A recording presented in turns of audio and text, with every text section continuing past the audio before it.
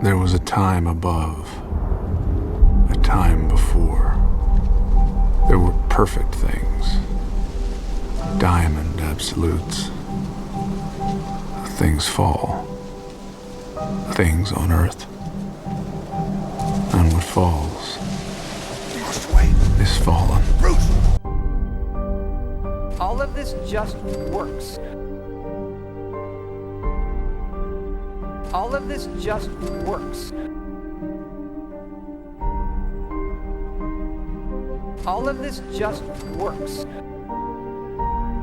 16 times the detail. All of this just works. 16 times the detail. All of this just works. It is such a quiet thing to fall, but far more terrible is to admit it.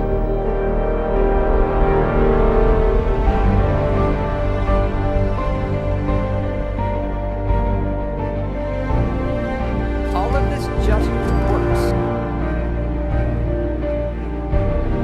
Apathy is death, worse than death, because at least a rotting corpse feeds the beasts and insects. Apathy is death. Apathy is death.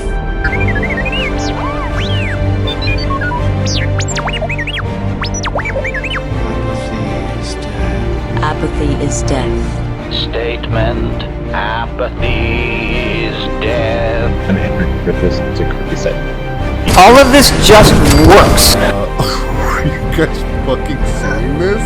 Do you not have power? What the hell is wrong with Dark? 16 times the detail. What the fuck? What happens if I put my gun away? All of this just works. Am I still firing my gun? Everyone in the order knew. All out.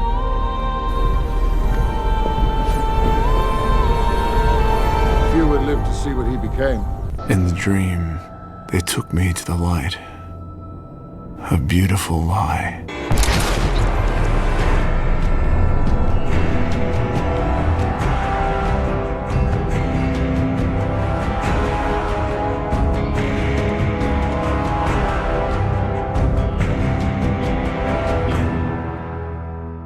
Fallout New Vegas, made by Obsidian Entertainment when Bethesda were working on a small wee thing called Skyrim. Obsidian Entertainment had a whopping 18 months to make the game, which if you don't know, is fucking no time whatsoever. For example, Starfield took 6 years to make, and Suicide Squad Killer Justice League took 9 years to make. But despite the somewhat lack of development time, when the game released, it was mostly loved, despite some of the bugs, etc. Scoring a whopping 84 Metacritic, just 1 point off Obsidian Entertainment getting the bonuses. But is it the best Fallout game? Is the game story as good as everyone says? Are the RPG mechanics the best of all the games in the RPG genre? And does the game hold up after all this time? Maybe not actually played Fallout 1, 2 or 4, which I'm sure I'll make videos on someday. Abso-fucking-lutely yes, I think so, and kind of. Now my experience with Fallout New Vegas is 2 playthroughs. My first playthrough I played as myself.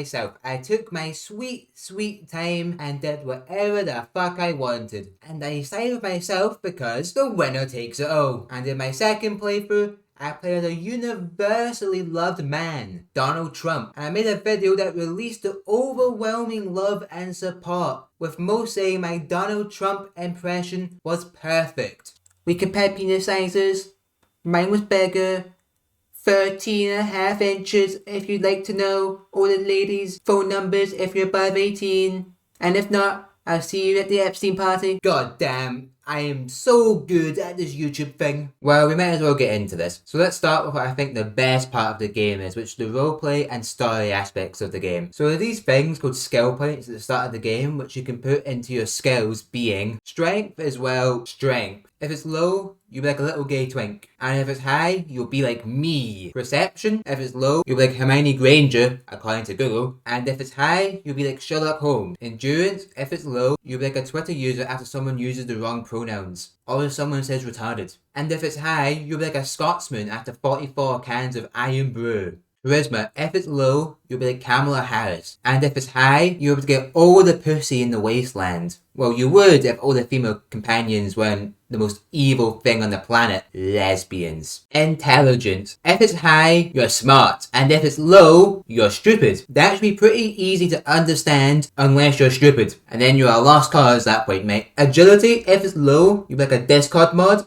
And if it's high, you'll be like Jinx when she's fighting a character with no plot armor or a shit ton of endurance. And luck. If it's high, it means you're born into a rich family. And if your luck's low, it means you're born a female in China between the dates of the 18th of September 1980 to January 1st, 2016. There's a whopping 130 perks, 18 regular perks, 8 companion perks, 16 challenge perks, and 18 special perks, which is fucking insane, which is the most out of any Fallout game by a lot. There's so many abilities in this game, from being a shotgun god to being Walter White or having some random dude turn up and shoot someone, and you can even eat people. It's fucking useless, but you can do it just for the lows. But one of the best parts of the game is that you can kill literally everyone but Yes Man, which is so cool. It's so cool that you can kill any of the leaders of any of the factions. From Kaiser, the leader of the Legion, you can bury all of the Brotherhood of the Steel underground in their own home.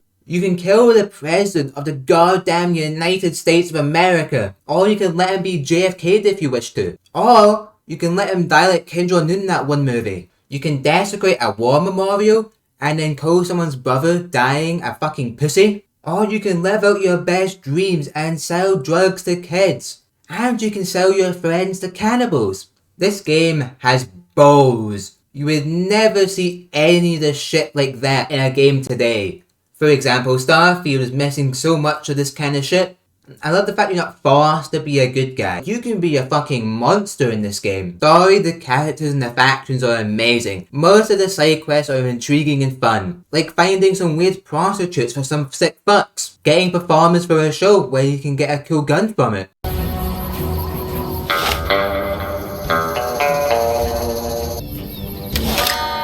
Help girls fly away in a World War II rocket to a better place. Or investigating the kidnapping of somebody's wife and find out some old lady sold her for 1,000 caps. Help a cannibal feed his friends, people. Navigate a field of death claws. Save slaves from the Legion. Stop the second 9/11. And there's cool votes you get to explore. Like there's one where every single month a person was sent down to be executed, but it was just a test to see how long it would take for them to stop sending people down to die. You can see posters of people trying to get people to not vote for them and vote for other people, and by the time it stopped, there was just 4 people left. Like this vote was fucked up in the best way possible and shows some great visual storytelling. And there's another vote where everyone got turned into humanoid plants, a bit like poison ivy plant monsters, and you can burn the place down, or you can give the stuff that led to that happening to the NCR, which I'm sure will end well in the future. There's also vote dwellers that went outside to try and help and trade with the world, and then they got murdered by a bunch of fucking communist fiends. There's also a very radiated vote, which was a bit mid to be honest, and just a boring version of the plant vote. And the factions in this game are amazing. The main standout being the NCR, because it's perfectly balanced between good qualities and bad qualities. They try to stand for good old-fashioned American values, like democracy, even though they only had 2 presidents in 80 years, both being related to each other. The NCR is one of the more corrupt factions. Lots of the members of the NCR are greedy, which can make them seem dislikable. But then you see some of the people in the lower positions of power, and most of them just want to do what's right and help people, and try and stop the Legion, because if the Legion win, everyone they know is going to be killed or enslaved. And for a diplomatic faction, lots of their plan just involve killing everyone in their way. For example, the Brotherhood of Steel and the Khans, and even the Kings. There's a chance that all of them just get murdered by the NCR. Yes, you can talk to these factions and negotiate a peace with the NCR, but that's more you doing it than the NCR.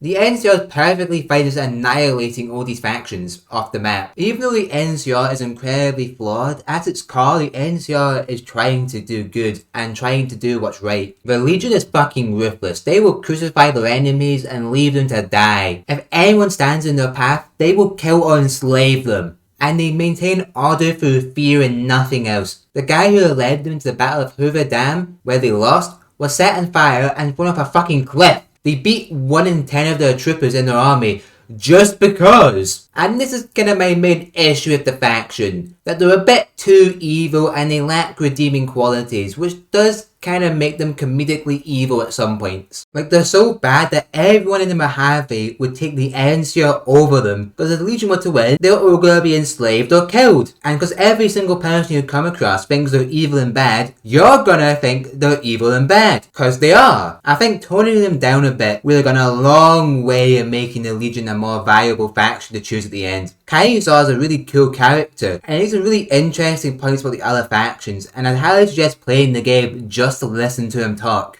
Mr. House is an interesting option, given that he's from the old world and may have played a role in the nuclear fallout that happened, though it did happen one day before he expected it to. Mr. House is the owner of Robco, one of the main companies you see across the Fallout games and show. He also made the Platinum chip and stopped Vegas being completely fucked from the nuclear fallout, and all Mr. House wants is to make Vegas great. He does not give a shit about anything else, meaning the world around Vegas won't really change much, but Vegas will thrive under his leadership as it already has. Mr. House is such a cool, creepy, egotistical character, though if you do choose to kill him or stop him, it's far easier than it should be, given that this guy has had hundreds of years of prep time for this moment, and you can kill him so fucking easily, which is disappointing. Though when you see his physical body and what he has become, it's shocking and kind of makes you wonder what's kept him going after all this time. I do think for the most part Mr. House is an okay option, but his lack of care for anything but his Vegas empire holds him back from being the easy choice. There's also Yes Man, aka yourself. This is the path where you win, where you take on all the other factions and place yourself at the top of Vegas. It's probably the most selfish ending, where you live by the model the winner takes all, and you are that winner, and you will be no matter what or who stands in your way of victory. Now, this ending would have a similar effect to the Mr. House ending, but Vegas would be far worse off with you in charge. Even though it's not the best choice, it's cool to get to fuck over the other three main parties because they all kind of deserve it in their own way with their arrogance. And even though the evidence of war and the violence being bad is staring them in the fucking face every single day of their lives,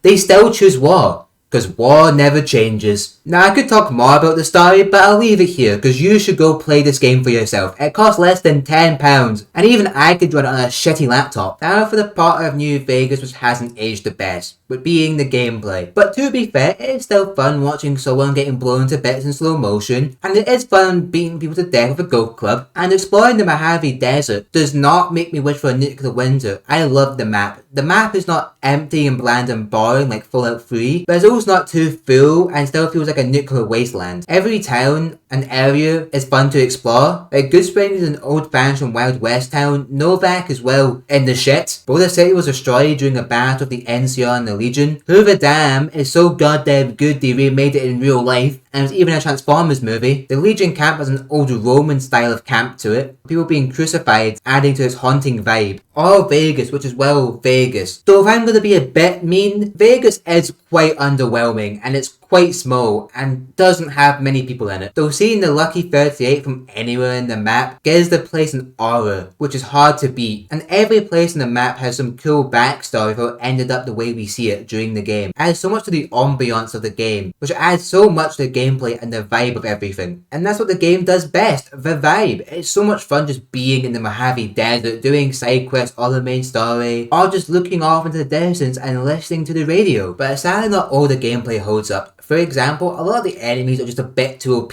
for example Deathclaws, and some of the Legion are a bit too chunky in the health bar. But it's not a huge issue. A bigger issue is the items in the shop are sometimes so fucking ridiculously expensive, it's obscene. Repairing shit is so fucking expensive. Repairing Ranger armor costs 13,000 caps to repair, which is so much fucking money. Even if the price was 75% lower, it still costs too much. And the armor and guns get ruined way too fast for the amount it costs to repair them, which is just such a pain in the ass and removes so much of the fun from the game. Also, why is the hacking thing a thing? It has to be one of the worst and most pointless parts of the entire game. All I do is just save scum until I get it right. People also complain about the bugs, but in my 2 playthroughs, the bugs haven't been that bad. The main bugs I've come across is the game crashing, which does happen quite a lot, and like the space laser gun not working and bugging out, but besides that, it's been relatively fine on the bug side of things. In conclusion, I think for the most part, Fallout New Vegas has aged well. in most areas, besides some parts of the gameplay and the scale of a few things, like the Battle of Hoover Dam. And there is quite a lot of bugs, I will not lie, even if I haven't experienced them personally. But the story and the characters are some of the best in gaming, which easily makes up for